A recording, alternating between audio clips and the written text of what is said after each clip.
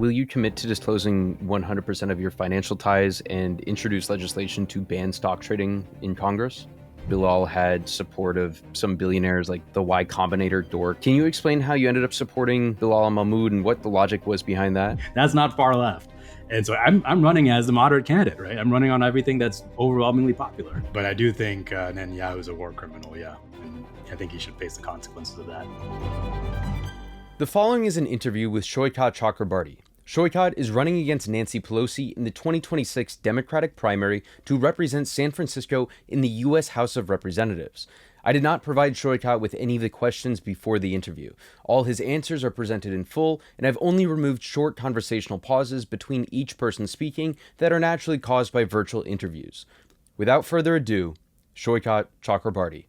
Right off the bat, I feel like it's important that I disclose that I used to work for Saikat's think tank called New Consensus that brought you the hits like the Green New Deal and its successor, the Mission for America. But we haven't worked together in over a year, so I am allowed to be ruthless with my line of questioning, which I will be today. As ruthless as a former employee, right? Yes. I think we should just kick things off with a hardball question.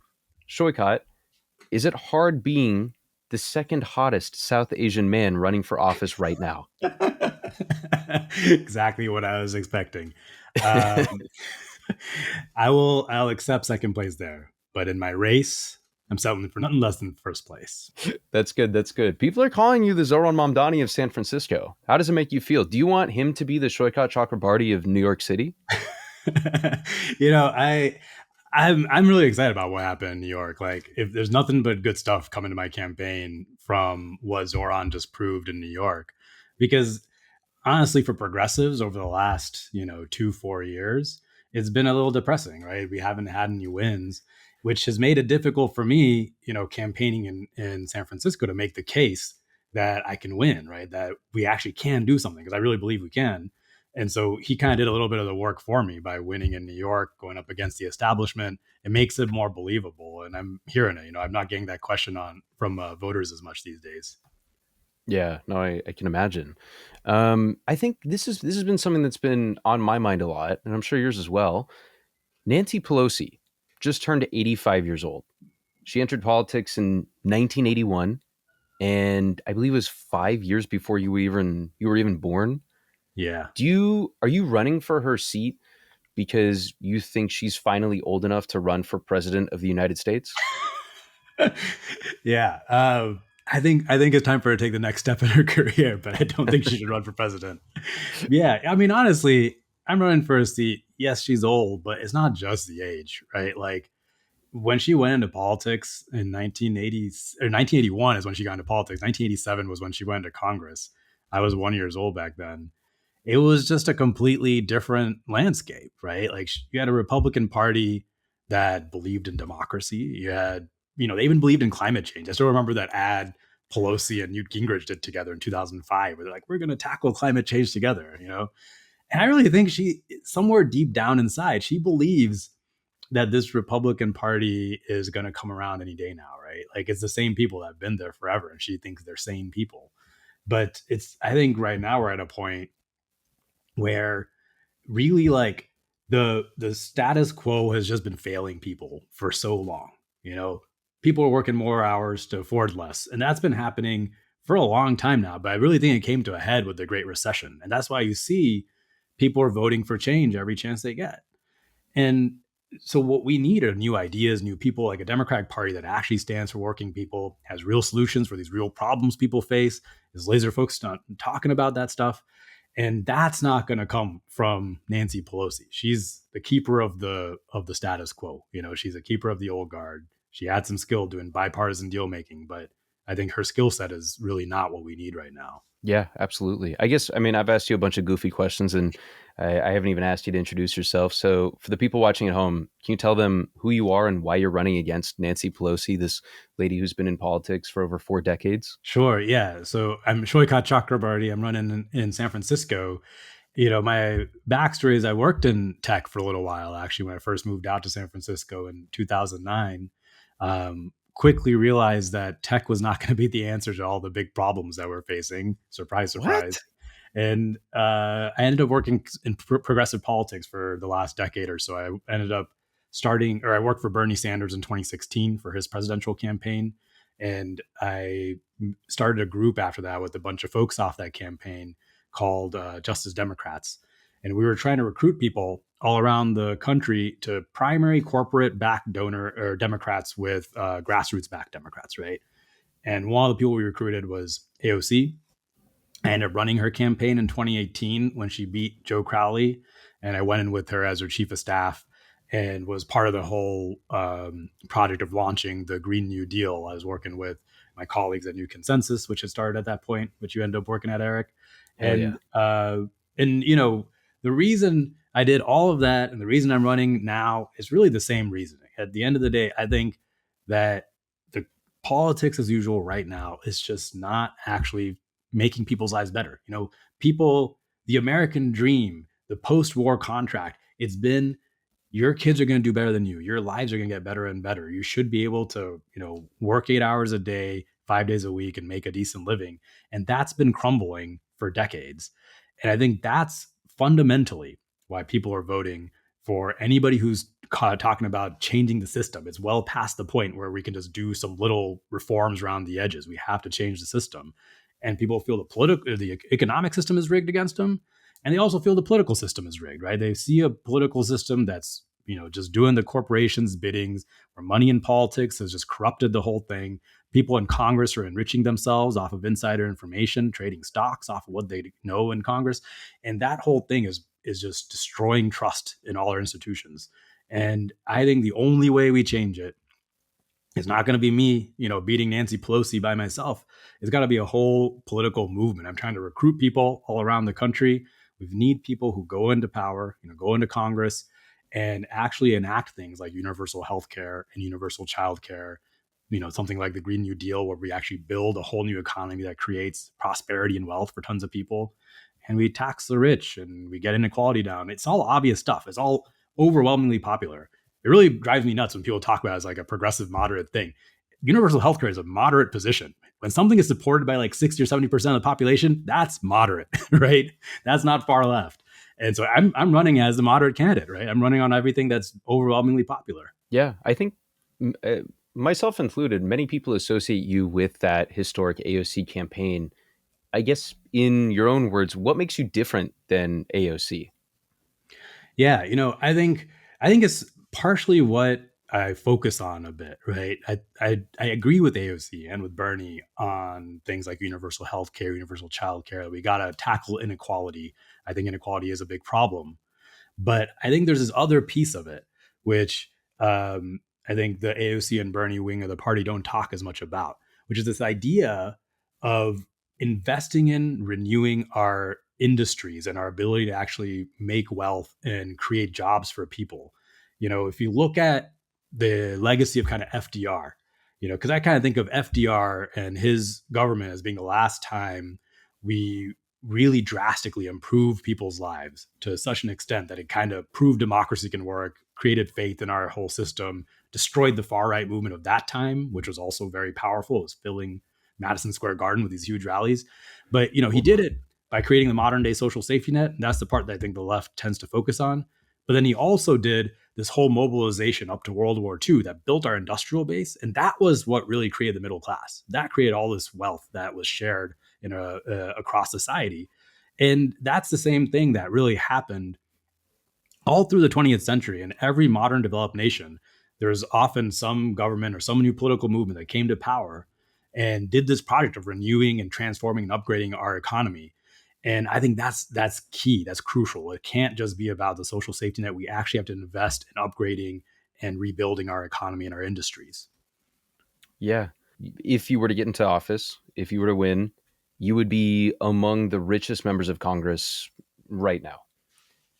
Why should people like myself with a single comma in their bank accounts trust someone with considerably more money than themselves? You got more commas than most people if you still got a single comma.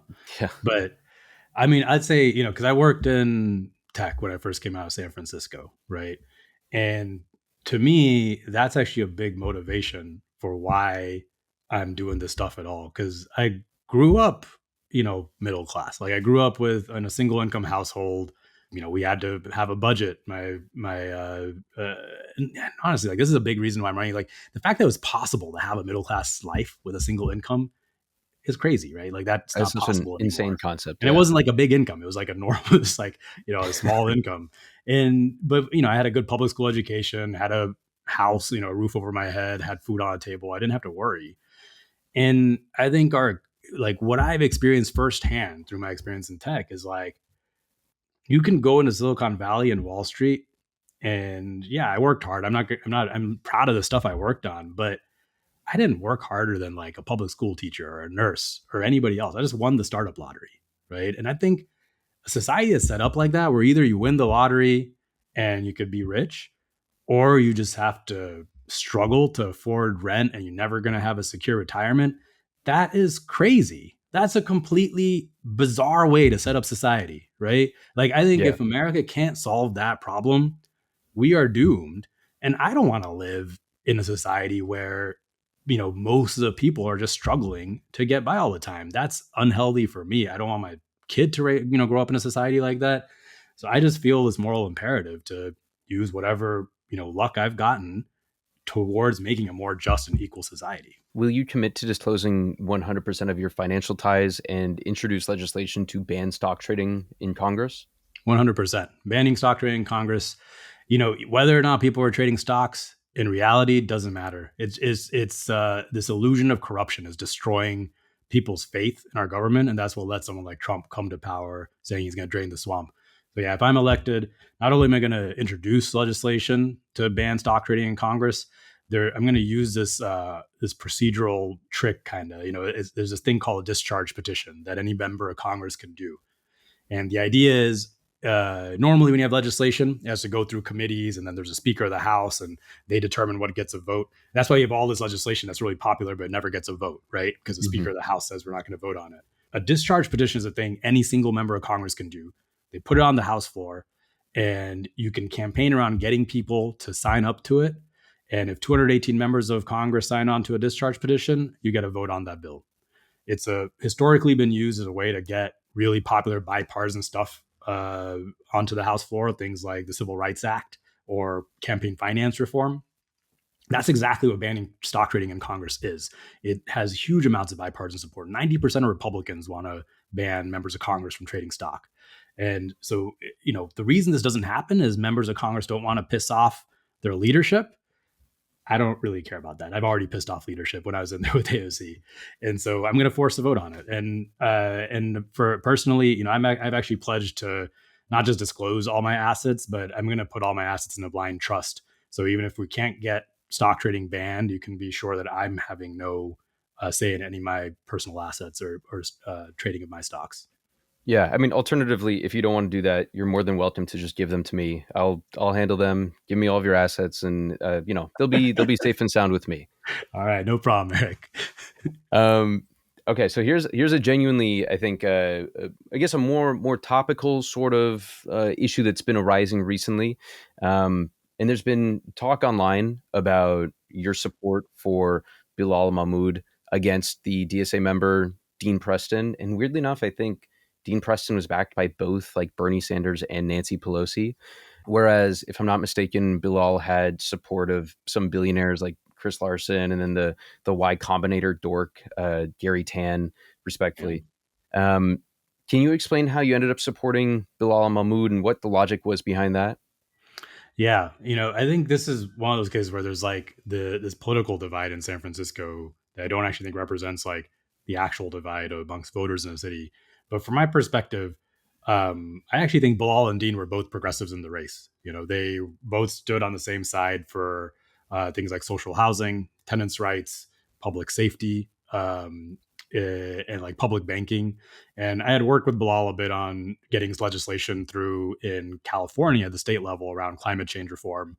The one place where they sort of differed, and I think in San Francisco is the one city where, not the one city, but it's one of the cities where I think this is really important, is Bilal had really focused a lot of effort on trying to figure out how to get cost of development and speed of development faster. So get cost down, get speed up, right?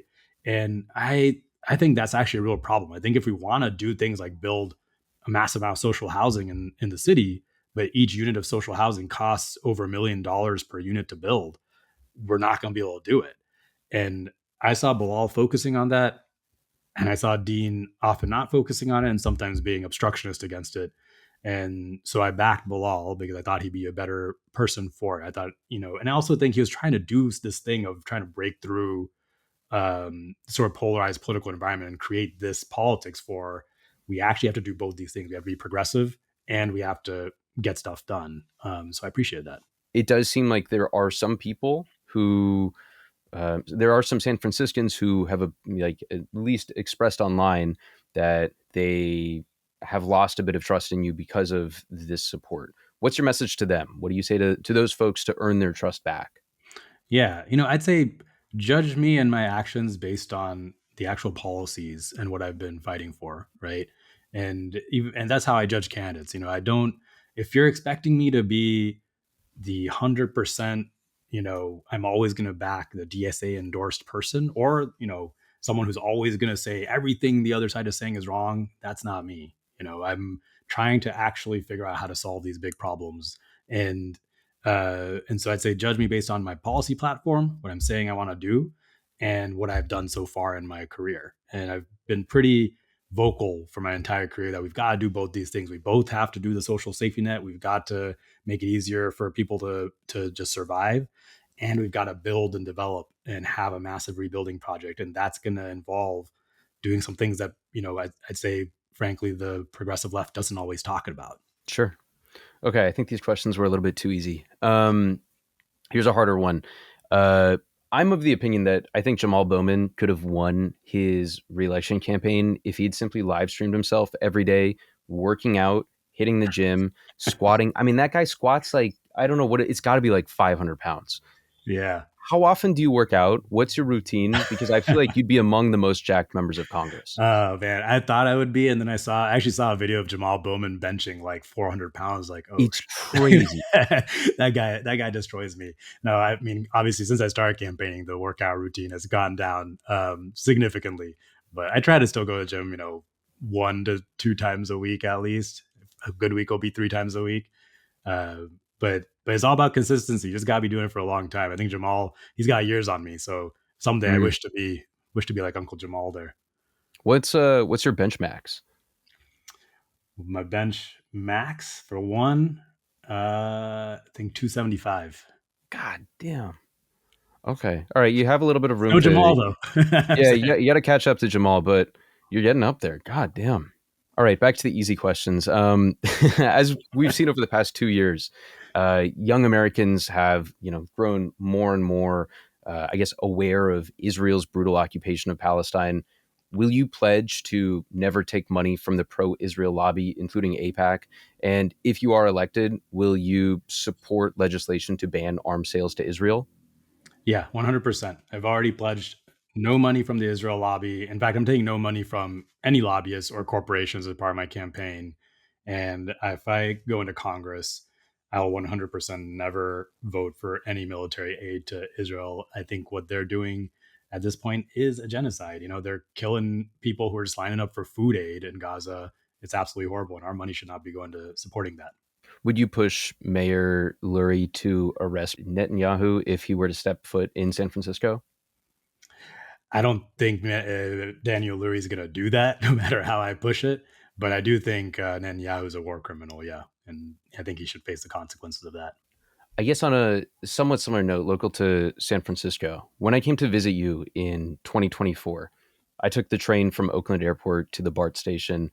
And when I stepped out onto the BART station, as I stepped off, there was a not well looking lady who approached me, and it was probably within 15 seconds, she asked me if I had any Fetty, which I then Googled and found out was fentanyl. It seems like, that is a problem within San Francisco. I've heard, I'm not in San Francisco right now. I've heard it's getting better, but how do you envision San Francisco tackling addiction, tackling homelessness, to make sure that everyone, whether it's the unwell person on the BART platform or the billionaires sitting in their penthouses in I don't know if it's in downtown San Francisco. I don't really know where their penthouses are. But, for all San Franciscans, how do you guarantee a safe and dignified life? Yeah, I'm going to separate out the homelessness from the addiction because I do think it's two slightly different problems. Though, what we see a lot of is like the street addiction, right? And ultimately, I think I just think the situation we've allowed to continue is not compassionate. It's not actually okay. And there's no silver bullet. It's one of those things where you really need a society to take like a mission based approach to this. We're actually going to get this down to zero. It's not okay to have even one person dying on the streets, and that's going to be things like taking some amount of harm reduction approach, right? Like, and we still do that. Like, we do need to figure out how to get overdose deaths down. We need to figure out how to get people off the street and into treatment. And it also involves enforcement, right? Like, you actually have to push people into doing it. It can't just be, we can't let people choose to be using on the street and dying on the streets, right? I think there's a point at which you realize that can't, they're not making a rational decision in the state of mind they're at. But I think, this is one of those places where I'd say progressives have sometimes lost a little bit of ground. But when we look at the societies that, we sort of hold up as sort of paragons of goodness, the Nordic countries or some Asian countries, they're very safe, right? And they don't tolerate that level of dysfunction on the street. And I think that's what we should be shooting for. I'd love to have a San Francisco where my kid can walk by herself to the playground and be safe the whole way, which includes street conditions. It also includes traffic conditions, right? It also includes the crazy amount. We have such crazy traffic deaths in San Francisco, and that's a big public safety issue. I just think it needs to be safe for families and for kids to live in the city. And that doesn't just mean like safety from other people. It just means safe for them to be independent and walking around. On the homelessness issue, I do think the root cause of homelessness in San Francisco is the high cost of housing. Like, you look around the country, there are plenty of other states that have higher rates of addiction, higher rates of poverty, but lower rates of homelessness because their housing costs less, right? And we spend, after somebody becomes homeless, the amount of money you have to spend to get them back into housing is so much more than if you can stop them from becoming homeless in the first place. So I think the way to stem the tide here is we have to make housing way more affordable. That means building tons of new affordable housing. And this is one of those places where, in San Francisco, we often talk about the YIMBYs versus the left. And I don't think either side is fully answering the question. YIMBYs are all about cutting red tape, making it faster to develop, making it easier and cheaper to develop housing. That alone isn't going to actually get the cost of housing down. There's all these examples of cities around the world, of cities in America. Austin's a good example where we cut red tape, rents went down, but at some point developers stopped building because it still doesn't pencil out for them, and people are still struggling to afford rent.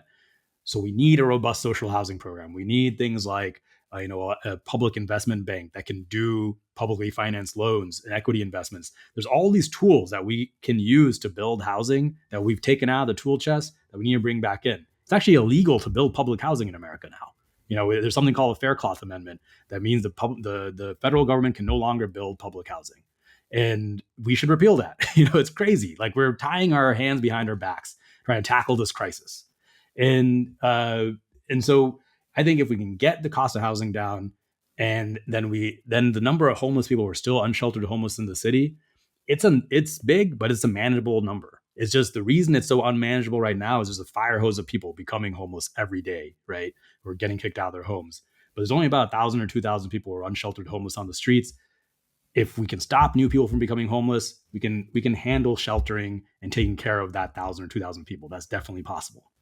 If you are indeed elected representative, how does someone at that level in government create that sort of local change in a city that obviously cares, that essentially you care about, they care about you, sort of thing? How do you enact that change at a local level? Yeah, that's a great question. I think some of it is what I do as an individual member directly, right? Like, trying to get money in the district. And my focus is going to be different. Nancy Pelosi got money back in the district, but it was often for things like the parks, which are great. I love our parks, but I think the crises in the city are things like affordable housing, right? Our transit, Our transit is about to get cut because it's deeply underfunded, and the mental health crises and sort of issues we see on the streets. So that's where my focus is going to be, on where I try to get money back. And then there's another direct way where you're supposed to really show up for your community, is through your constituent services office. This is a thing that a lot of people don't even realize exists. But your congressperson is supposed to be your main point of contact to the federal government. So if you have an issue, say a spouse gets picked up by ICE, right? Or you got a social security check that didn't come through, you're supposed to be able to go to your congressperson, and we're supposed to advocate for you. And it really works. I built this out for AOC's office when Trump was in there then. And, Trump was waging this all out war on immigrants, and AOC was in the most immigrant heavy district in the country. And it was pretty remarkable how much you could defend people by just having a member of Congress call up, the official in DHS or wherever, right, and get stuff moving. That's something where, in the first term especially, that's going to be a key. That's going to be my big focus, because with Trump in office, I'm not going to be able to get big legislation through. What I will be able to do is defend people in San Francisco from his overreaches. And it's somewhere where from what I've heard, Nancy Pelosi used to have a decent constituent services office, but is really falling off the cliff. Like I've had people on my voter calls. I do these calls every day on Zoom where I talk with voters, and there have been people on there who are, there's one lady who was in a department that got defunded by Doge, and she went to Pelosi and asked for help and didn't hear back, went to her senator, and senator fought for her and got the money back, so it really works. But in the long run, I think the way I am going to help the city the most is by actually trying to solve the structural issues that people are facing here. Cost of living is a problem, right? And that means cost of housing, cost of healthcare, cost of childcare. These are not things that the city on its own can solve. Cost of healthcare gets fixed by something like a universal Medicare for all program. Childcare, same thing, universal childcare program. It's very difficult for a city like San Francisco. Maybe New York can pull it off like Zohran's trying to do, but it's very difficult for just a city to budget universal childcare, right? And I think that's ultimately, I have to build a movement, and that's what I'm trying to do. I have to recruit people all around the country to actually get these policies passed to reduce the burden on the people in the city, and also on the city itself. One thing I learned about in this last week, in the San Francisco city budget, we have this $800 million budget deficit. And a huge part of that, about $1 billion in increase in the budget and in staffing costs have been from healthcare costs rising. And that's going to keep happening. Like over the next decade, healthcare costs are going to keep skyrocketing. And it can't be that the answer is we got to just keep cutting social services to fix that, right? We got to actually solve this at a national level, because the cities and states can't do it. All right. Well, let me ask you this real quick, and we can wrap up with this. I personally, and I mean this in genuinely the best way possible. You always know a zinger's coming when you hear that. I see you as like someone who's like a nerd. Like you're kind of a nerd, but you're very good. Don't get me wrong. As someone who's loosely worked with you, but also worked with Zach as well. You know a lot about industrial policy, 100%. But when you're not writing policy suggestions about the advantages of green hydrogen versus blue hydrogen in a post-oil world, like what do you like to do for fun? Like what over the weekend? I think you're a newish dad. I guess it's been a couple of years at this point, but what do you do for fun?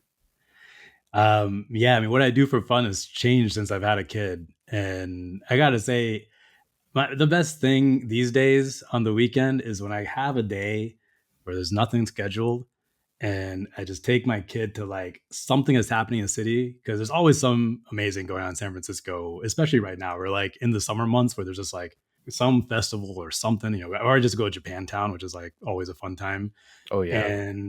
And me and my daughter, and we just like chill, we just vibe out, we just like enjoy the city. And sometimes we'll like read a book, go watch something, whatever, go to a cafe. And I gotta say, I know it sounds like sort of cliche or whatever, but that's just like, that's absolute bliss for me. Are you a gamer? Have you ever played? Are you a big video game? I'm 100% a gamer. I just actually got out of a LAN party yesterday because my kid's not in town right now. What do you play? I play Counter-Strike 2 very poorly, but I've been playing it for many years and not improved at all. So I have a group of friends who are all at my skill level, which is bad. I played Dota for a long time and then Oh, decided that that was no longer worth my time. And recently I got into Factorio. I've been trying to play Factorio. I don't know if have you played Factorio? no, what is that? It's a nerd's game, but I am a nerd. You know, it's this game where you're basically it's like Sim City, but you're trying to build assembly lines to produce stuff to eventually get off the planet and yeah, like mine. You know, it's all resources: mine copper, mine iron, all that. Build steel, and eventually you build like rockets and whatever. Oh, that But does it's sound fun. fun. What's it Yeah, called? Factorio? Factorio. It's got a Oh, real throwback UI. It reminds me of like StarCraft One oh, IPX wow. days. So Is this that new or is this an old game? it's reasonable. It's not that old, but it's in the last several years, I think. 2020. Yeah, huh, it's not Yeah. that old. This does look very fun. Okay, I'm gonna add this to my list. All right. Is there anything that I haven't asked you that I should ask you? Like, is there anything glaringly obvious that you're like, why isn't he asking me this? No, I think you pretty much covered it. Yeah. Which do you Yeah. prefer, solar power or hydrogen? All of the above. We gotta do it all. Mm, But that's the solar right power answer. for electricity, hydrogen if just for like airplanes and shipping and stuff that we're not gonna be able to electrify. Like really big stuff. All right. Yeah. Um, where can people find you online? How can they support the campaign? Yeah, you could go to my website. It's shoikat.us. That's SAIKAT.us. Right now, the easiest way to support the campaign is obviously donate. But if you're in San Francisco or the Bay Area, please sign up to volunteer. We are going to create the largest canvassing operation that anybody has ever seen in San Francisco. And just for context, it's, Zohran did an amazing job in New York. We've got to do what he did, but 5 times per capita because our voter turnout's way higher. So this has got to be huge, and we've got to convince the big middle. It's not just going to be like progressives that we're convincing. So please sign up to volunteer, and it's going to be awesome. We're getting started right now. Hell yeah. And then actually really, really quickly, can you tell people how to pronounce your name? I told a buddy of mine I was interviewing yesterday, but it was just over text. And then he called me. He's like, Saikat? Who's Saikat? Yeah, it's shoikot. It's like boycott with the sh sound at the beginning. Shoykat. All right. Well, Shoykat, thank you so much for your time. And everyone go volunteer, go donate, check out his campaign, and let's win this thing. All Thank right. you. Thanks, Eric. It's good to see you again. Good to see you too.